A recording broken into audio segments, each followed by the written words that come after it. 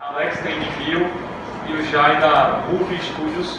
Então a gente vamos tentar aí passar a palavra para vocês falam um pouco da experiência de vocês como empreendedores e explicam um pouquinho da atividade de vocês, beleza? E depois a gente abre o pessoal para desmistificar essa ideia do empreendedorismo. Eu vejo que tem muita coisa assim do empreendedorismo como, não, vamos se juntar, vamos montar uma empresa, vamos ficar milionários, vamos ficar ricos, como a galera pensa, vamos juntar e fazer uma banda e tal, e não é bem desse jeito, o negócio anda de uma forma, a engrenagem não roda da forma que às vezes as pessoas têm desse místico aí. Então eu passo a palavra para a Davi, da Cubos.ai. Fala aí, galera. Dá pra me ouvir assim, tranquilo? Não dá, não dá nada. Vou deixar 5 Beleza. Como falou, meu nome é Davi. Eu tenho uma desenvolvedora de software, a Cubos. Há alguns anos atrás eu estava entrando na faculdade aqui de engenharia elétrica e eu detestei o curso. Diferente de vocês, espero. Não estava gostando mesmo do que eu estava fazendo. Eu gostava, algumas matérias eu até estava achando legal, mas no geral não estava me identificando com aquilo. Estagiei alguns meses, não era para mim. E eu sabia que um amigo meu estava aprendendo a desenvolver aplicativo. Ele é campeão brasileiro de robótica há alguns anos. Ele já tinha feito intercâmbio e tudo. Eu sabia que ele estava desenvolvendo. E eu tinha muita vontade de ter alguma coisa minha. Só que estava nesse caminho de fazer engenharia elétrica. Mamãe queria que eu fizesse engenharia elétrica. Até que um dia eu liguei para ele. E falei, velho, a gente pode almoçar? Pode, claro. Para almoçar, eu falei, velho, eu tenho 2 ideias de aplicativo, mas eu não quero que você faça. Eu quero que você deixe eu fazer com você. Eu quero que você me ensine a fazer o que eu falei com você. Isso aí foi em 2011. Eu não sabia nada de programação.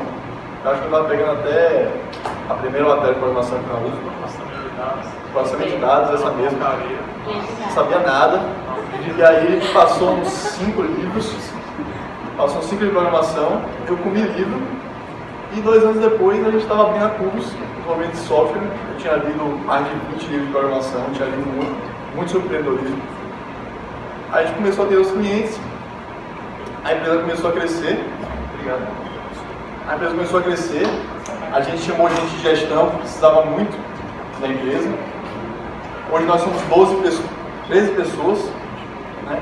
Então, a primeira palestra eu achei muito boa. Quando eu cheguei aqui, quando eu cheguei, foi do professor da sessão, que ele estava falando para vocês seguir o sonho de vocês, fazer o que vocês gostam.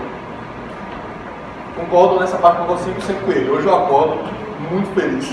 Eu saio de casa para trabalhar às 7h20, chego em casa de volta a partir de 8 da noite até não sei que horas. Esses dias eu saí 1 da manhã do escritório, mas chego feliz, muito feliz, porque eu estou fazendo o que eu amo.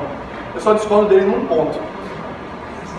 Ele falou que hoje vocês são estudantes, tem que ser muito bom em ser estudantes. Não necessariamente. Óbvio que se o que vocês querem fazer é isso, se o que vocês têm muita vontade de fazer está aqui, se estão vendo na universidade, continuem e dêem o melhor de vocês. Mas existem outras chances para fazer. Se você quer, o importante não é o curso que você vai se formar, não é o que você está fazendo aprender aqui na faculdade. É exatamente o que você quer fazer para a sua vida. Então, é só essa primeira mensagem que eu passo aí, a gente pode continuar conversando depois. A Nadia vai... Dá para todo mundo também. Bom, galera, minha história é um pouquinho diferente da de Davi. Talvez converja alguns pontos, mas é bem diferente. Assim. Eu sou de Vitória da Conquista, uma cidade do interior da Bahia. Não dá para ouvir, não? Se tiver, eu respondo. mais ou menos. Agora dá pouco. Tá. Eu sou de Vitória da Conquista, uma cidadezinha do interior da Bahia. Cidadezinha não, né? Terceira maior da Bahia hoje. E eu tive eu fiquei em Vitória da Conquista até 15 anos, tá? Então eu saí de Conquista com 15 anos para vir estudar aqui em Salvador, fazer ensino médio, né? E minha vida inteira foi ligada com fazenda, enfim, meu pai era pequeno pecuarista e pequeno agricultor, e desde pequeno eu sempre tive uma criação muito ligada ao campo. mas não era como o filho de fazendeiro, assim, que fica dentro do carro vendo as coisas acontecerem. Era de fato na terra mesmo. Então, assim, eu ia para a fazenda para trabalhar com meu pai.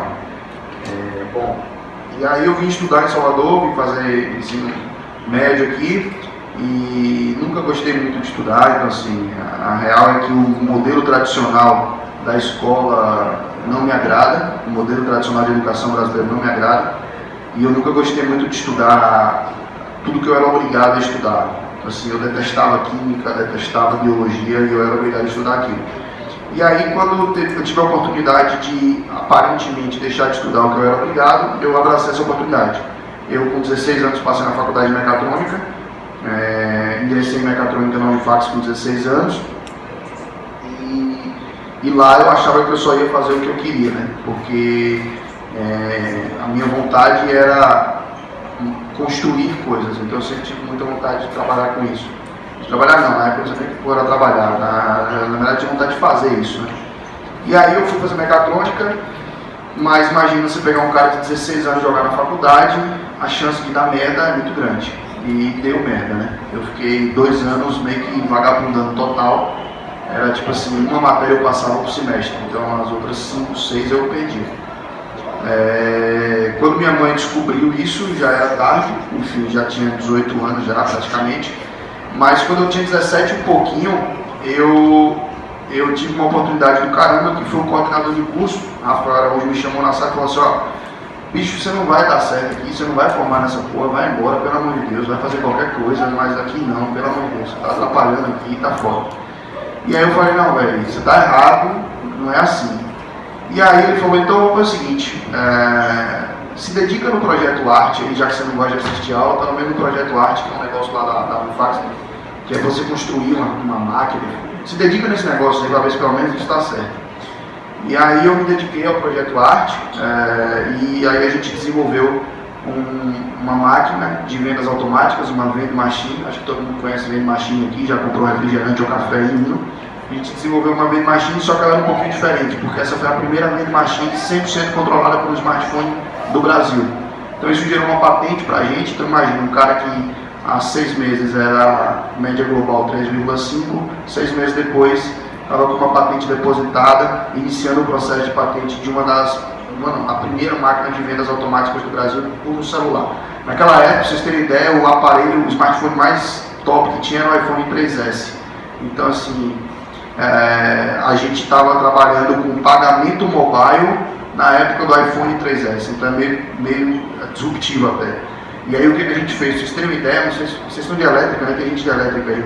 Quem é de elétrica já deve ter ouvido falar de uma parada chamada DTMF. DTMF é um circuitozinho, que você usa para identificar o bip do sinal de telefone. E aí a gente fez tudo em cima de DTMF, para vocês terem ideia. Beleza, passou essa experiência, a gente queria fazer uma fábrica de vending machines, resumo, a gente quebrou, não deu certo.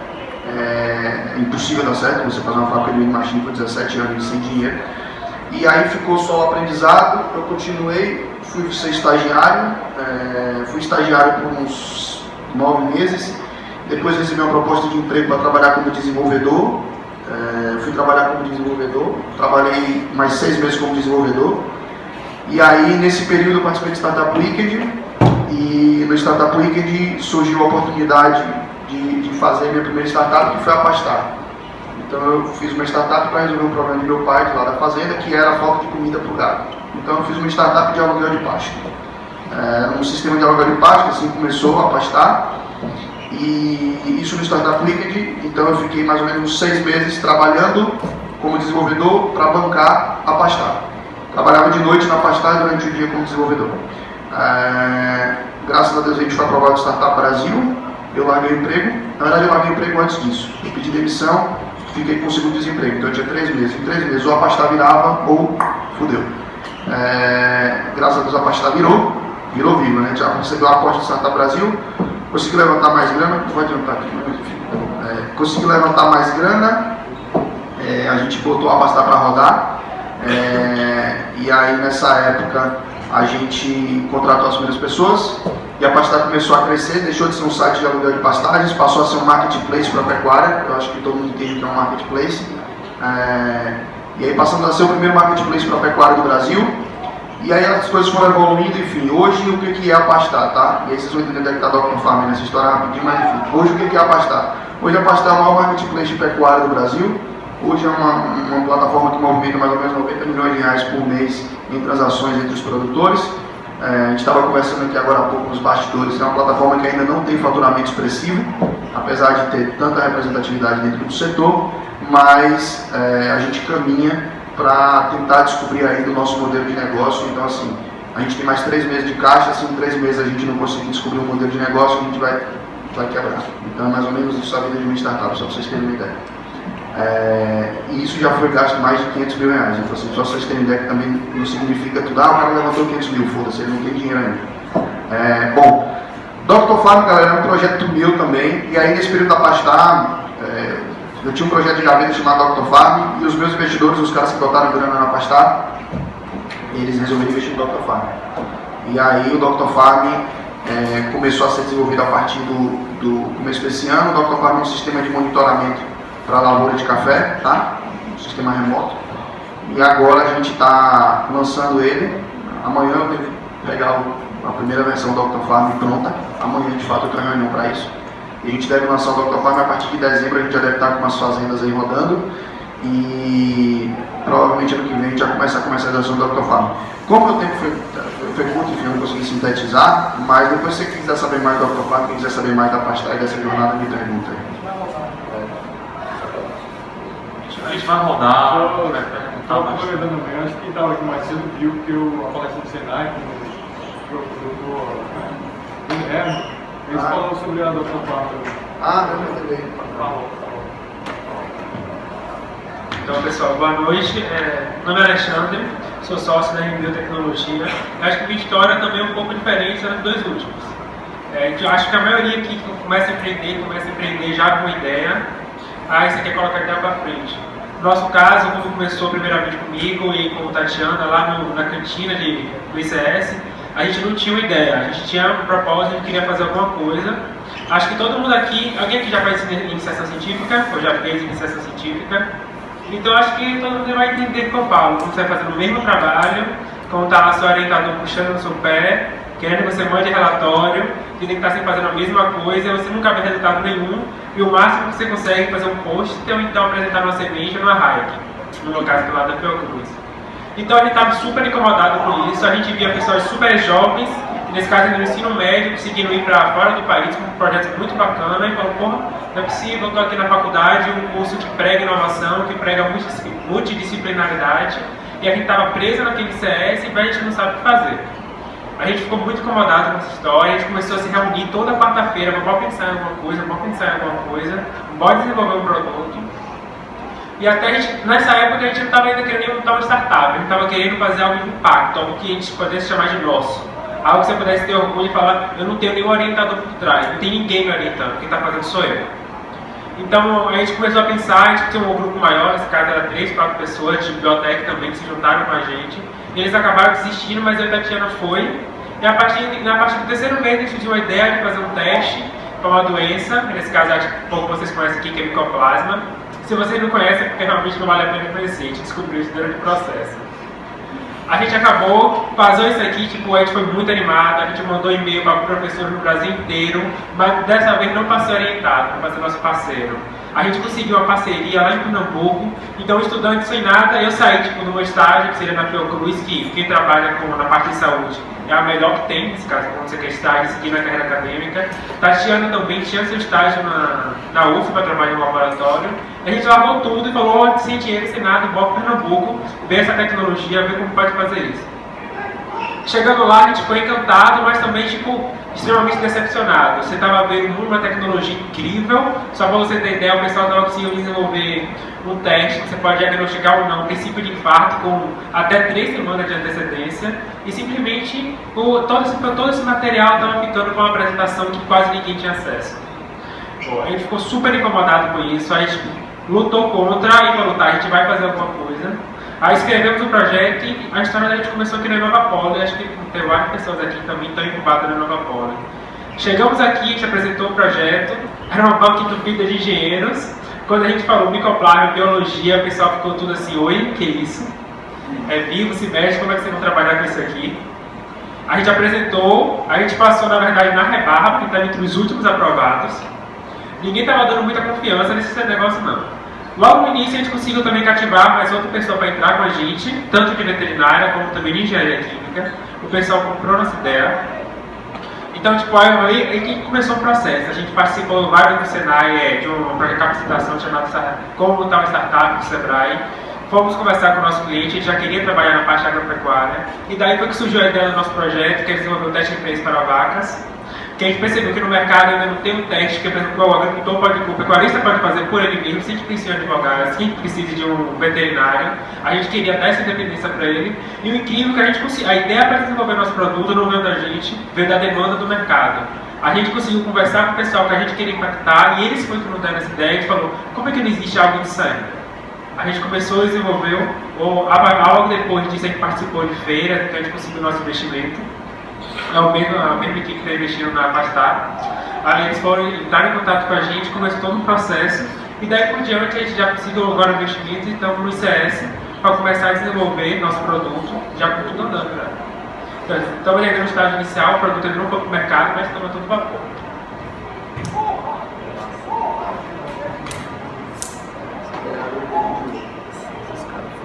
Boa noite, meu nome é Jai, sou da Muro Game Studios. Tem um monte de história, né? Esse tem dinheiro. Agora você vai ouvir o caso de um cara que tem dinheiro. Ganhou dinheiro aprendendo aí. Aonde? Você. Eu estou lá no Bastar, vou lá buscar.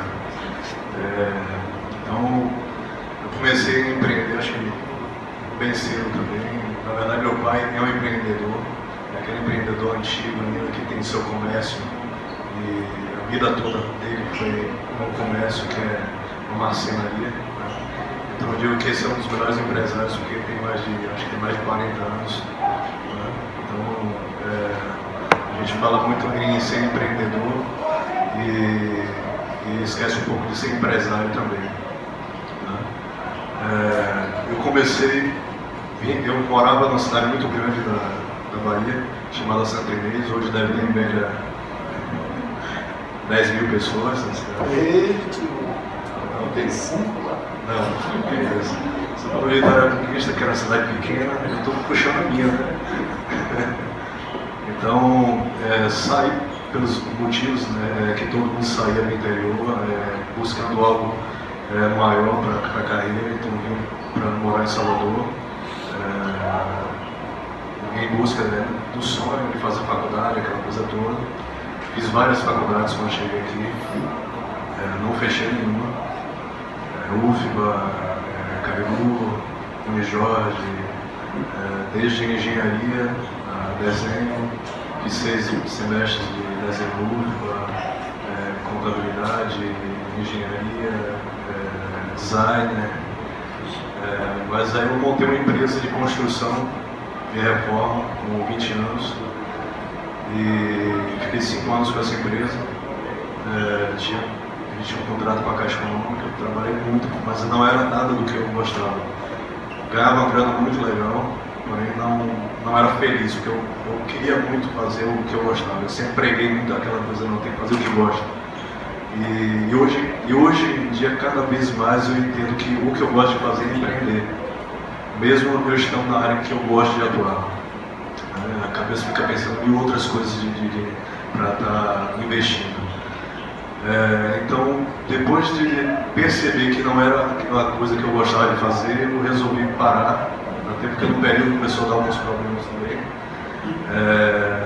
e resolvi parar com tudo. Mas parei mesmo, né? Tanto que eu fui trabalhar numa loja com um vendedor de uma amiga, justamente para parar e falar, vou dar uma parada geral aqui nesse processo de ser empresário e vou voltar a estudar. Foi no momento que eu entrei na Unijorge e queria... tem tempo aí? Não, os caras me roubaram aí. Não está falando, é só para ter uma referência. E aí entrei na Unijorge pensando em voltar para a minha área, né, que era justamente a área de arte, de design. Mas também eu já era técnica de administração. Eu gostava muito dessa coisa de administrar e ter o seu negócio. Então Aí eu entrei no Senai. Na época o Senai estava começando com um projeto de desenvolvimento de um game. E eu entrei para ser um artista conceitual. Só que o perfil, acho que quando a gente tem aquele perfil de gerenciar e estar buscando ser empreendedor de alguma forma, você consegue, acho que externar isso, e acabou em 2 meses, acabei virando coordenador do projeto. E foram 5 anos também no Senai, fiquei sendo coordenador de tecnologias e desenvolvi desde games, simuladores, realidade virtual, realidade aumentada e vários projetos. Isso trazendo algumas premiações até do próprio presidente nacional do Senai, onde uma carta de próprio público mandou agradecendo pela contribuição dada para o Senai Nacional. Em 2010 eu desliguei do Senai, porque eu tinha montado outra empresa com alguns parceiros. Essa empresa, a gente tinha um contrato com uma grande construtora. A gente tinha 2 anos para desenvolver um protótipo para um simulador para a indústria. Então a gente desenvolveu esse projeto. Eu não vou me estender muito não, porque depois vocês podem perguntar e depois a gente pode conversar também. Então essa empresa ficava em Vilas. Depois, em 2013, final de 2013, eu montei a Move, já com um propósito diferente, que era realmente fazer o que eu almejava, que era desenvolver tecnologias criativas, principalmente games. Né? E na época eu tinha um projeto que eu criei ainda na época do Senai, que era o Cangaceiro de Badog, que é um game que hoje está sendo desenvolvido pela Move, que tinha começado a desenvolver na outra empresa, depois parei o projeto e já trouxe para essa. Final de 2013, eu montei a Move, participei de um edital do Parque Tecnológico, ficamos em primeiro lugar no edital. A Move hoje tem quase 3 anos, a gente está no Parque Tecnológico e já está pensando em virar residente. Hoje a gente está com uma empresa incubada, mas já está pensando em virar residente e ampliar um pouco mais a empresa. A Move, quando eu criei a Move, era a Move de Estudos Criativos, para desenvolver as tecnologias dos projetos que a gente tem da empresa. Hoje a gente tem 4 games da própria empresa, que é o Cangaceiro de Badog, o Acarajé Hambúrguer, o E-mail Infectados, esse que a gente desenvolve para óculos de realidade virtual, e o Deusica, que a gente está postando agora no Facebook. E com a Move Entretenimento, que a gente resolveu segmentar a empresa. Então a empresa, a gente criou a Move Game Studios, a Move Entretenimento Digital, onde a gente tem desenvolvido aí várias tecnologias para diversas empresas. Algumas, não sei se vocês já ouviram falar, o Sebrae 360, que é um treinamento que está sendo aplicado pelo Sebrae agora, que utiliza 20 óculos de realidade virtual e está rodando 10 cidades da Bahia. Os museus PRVG e Caribé, 30 segundos. O Museu PRVG e Caribé, que tem lá tecnologias desenvolvidas pela Move também. Games que a gente está desenvolvendo agora para algumas empresas de São Paulo, a gente tem desenvolvido para as empresas daqui de Salvador também. Né? E não só games, como outras tecnologias, realidade aumentada, simuladores que a gente está fazendo agora também, aplicativos, tudo isso com a Move Entretenimento Digital. Né? Então a Move Games desenvolve os projetos dela e a Move Entretenimento Digital desenvolve os projetos para outras empresas. E a gente criou agora também a Move Escola, onde a gente vai fechar uma parceria com a universidade para um curso de desenvolvimento de games, né? Um curso de desenvolvimento da Move que a gente vai estar colocando dentro de uma universidade aqui de Salvador. E a Move Loja, que a gente vai estar produzindo alguns produtos que a gente vai estar lançando provavelmente até dezembro, se todos os produtos, na verdade uma parte dos produtos chegarem e já estiverem prontos até lá. Senão, no próximo ano a gente já lança também os produtos com a loja virtual. Fora isso, tem um monte de coisa, depois aí podem perguntar e a gente conversar aqui também. Acabou o tempo? Fechei a tempo? Poderia falar 20 minutos. Na verdade, essa ideia do tempo é mais para dar uma equilibrada, assim, que a gente fala um pouco, não dá muito, a gente dá uma... vocês tocaram num ponto massa, assim, a diferença entre ser empreendedor e ser empresário. Eu queria que vocês comentassem, brevemente também, cada um, como que é essa ideia de ser empresário, como que é essa ideia de ter que estar prestando contas para o Leão, para a Receita Federal, e aquela sopa de letrinhas, KINAI, então uma porrada, pronto, é bom falar sobre isso também. A ideia a parte chata realmente assim, pelo menos, não sei se tem alguém aqui que estuda ciências contábeis, né? Não sei se alguém de ciências contábeis aqui, mas eu acho que é uma parte super chata, então quem quiser começar. Então, né? Como falei para vocês, só para dar um resumo da nossa equipe hoje, então eu de biotecnologia, Tatiana também de biotecnologia, eu de veterinária e Carla de engenharia química. Então você pode ver que na parte de desenvolvimento de produto a gente está vendo bem, a gente tem ideia, sabe como fazer, então toda a parte de desenvolvimento estava ótima.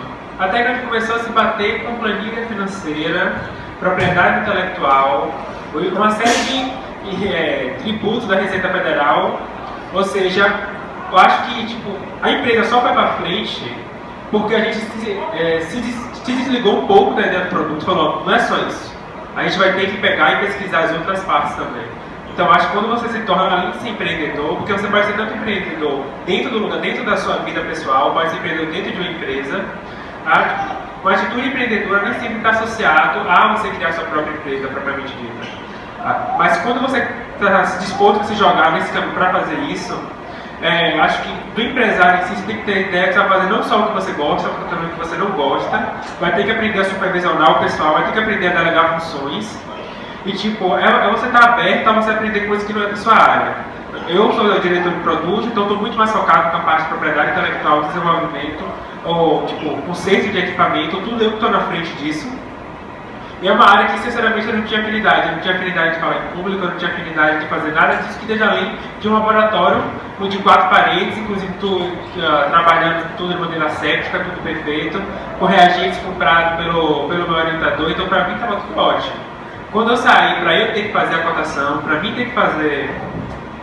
Para eu ter que fazer tudo, ou seja, todo o processo inicial até o processo do produto estar entregue, realmente... você está disposto a aprender, a sair dessa zona de conforto. Então é isso que ele está passando, ele tem muito que aprender ainda. Alguém quer mais falar sobre isso? Sobre ser empresário?